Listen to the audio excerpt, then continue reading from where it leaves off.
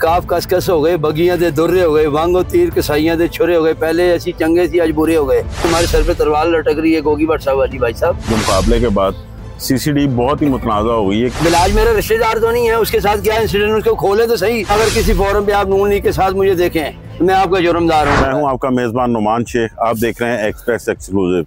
नाज़रीन, ख्वाजा तारीफ उर्फ तीफी भट्ट, उनके मुबैना पुलिस मुकाबले में हलाकत के बाद उनकी तदफीन भी हो गई और रस्म कुल भी अदा कर दी गई।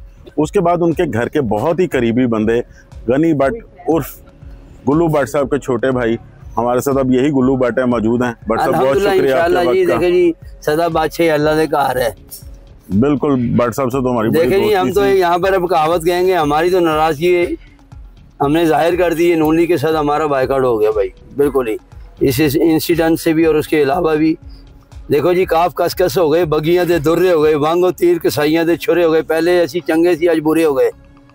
भट्ट साहब, क्या इंफॉर्मेशन आपके पास क्या आई, क्या हुआ कैसे? भाई हुआ ये, देखे बात सुने, मीडिया के ज़राए से बेहतर कोई नहीं जानता। और लाइन फॉर एजेंसियाँ जो लाइन ऑर्डर्स वगैरह कायम करते हैं, जो कानून को बनाते हैं, कानून साजियाँ करते, जब वही कानून शिकनी करेंगे तो हमारा इत्मीद किस पे रहेगा?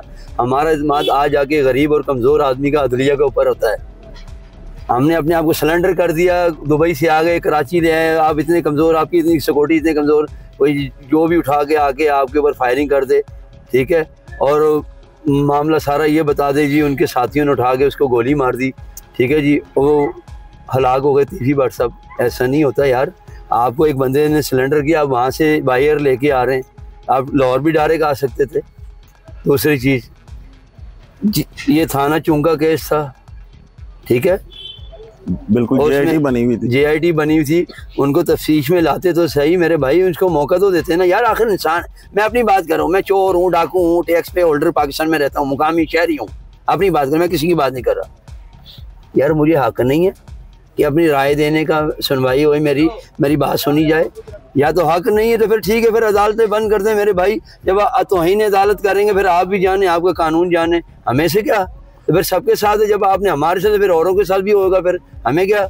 मकसद है हक और सच का अगर बात करना गुनाह है तो भाई ऐसे गुनाह तो हम करेंगे भाई। इस मुतनाज़ा जो मुकाबले के बाद CCD बहुत ही मुतनाज़ा हो गई है, क्योंकि ये अभी तक कोई ऐसा फैसला नहीं हो सका कि आखिर मुखबरी कौन करता है, इनमें से ही कोई करता है। मेरी एक बात सुने, मैंने आपको भी एक बड़ी अच्छी बात, लाइन फॉर एजेंसियाँ उनसे ताकतवर, पाकिस्तान स्टेट कोई भी एजेंसी है उससे ताकतवर, कानून से बालातर कोई भी नहीं है। मैंने आपको बात बता दी है। मेरे ज़राए से ज़्यादा आपके ज़राए हैं, और आपके ज़राए से ज़्यादा एजेंसियाँ हैं, वो बैठी हुई हैं, वो अपना काम कर रही हैं, उनको नहीं पता वो सारे मामला का। तो कहने का मकसद है कि मेरे भाई, जहाँ पर गलती है उसको देखें, आप उसको खोलें, ये क्यों हुआ, वजह। बिलाज मेरा रिश्तेदार तो नहीं है, उसके साथ क्या इंसिडेंट, उसको खोले तो सही। उसी का केस में तीफी भट्ट साहब को उन्होंने मारा है ना, तो भाई इसकी तफ्तीश तो करें। आपने तफ्तीश की नहीं, इनकाउंटर कर दिया, वजह तो बताए ना मेरे भाई। जवेद भट्ट साहब का भी मर्डर हुआ, वो भी उसमें भी वो नामजद है, दोनों भाई, अमीर फतेह, अमीर मसब, ठीक है ना। हम नहीं कहते उनके साथ क्या करना क्या नहीं कहते, ये हमने अपनी आवाज़ अल्लाह के ऊपर छोड़ी, और हमारी जो आवाज़ हमारे बड़ों की है, हम उसमें आमीन करेंगे।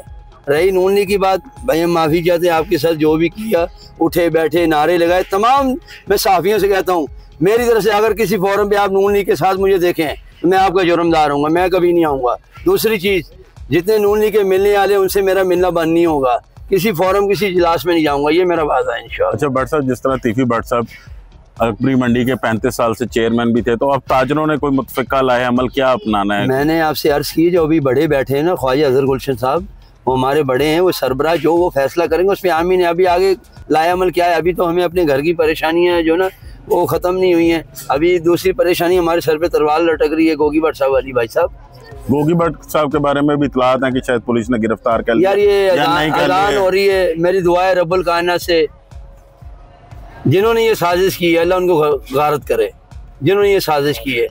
और सबसे बड़ी दुआ ये करूँ, अल्लाह पाक हमारे ख़ानदान को महफूज रखे और गोगी भट्ट साहब को भी महफूज रखे जहाँ पर भी हैं, ठीक है। एक और आखिरी चीज़ कहना चाहूँगा, खुदारा आपसे गुजारिश है, इदारों से महकमे, जनरल आसिम मुनीर साहब, हाफिज़ साहब, field marshal, chief justice of Pakistan, वज़ीर आज़म पाकिस्तान मियाँ मोहम्मद शहबाज शरीफ साहब, मोहतरमा CM पंजाब मरियम नवाज साहबा, साबका वज़ीर आज़म जनाब मियाँ मोहम्मद नवाज शरीफ साहब, और जनाब हमज़ा साहब, आप आपको सारा ही मालूम है, हमने आपके साथ मोड़ा कितना लगाया, हम आपसे पीछे नहीं रहे, लेकिन आज हमारी बस हो गई है, हमारे साथ ये शब खून हुआ है, ज्यादती हुई है। नाज़रीन, जैसे कि गनी भट्ट साहब की आपने तमाम तर बातें सुनी, उनका ये कहना है कि तीफी भट्ट की मौत पर जो एहतजाज है उसका क्या लाहे अमल होगा, ये फैसला उनके बड़े बैठ के करेंगे।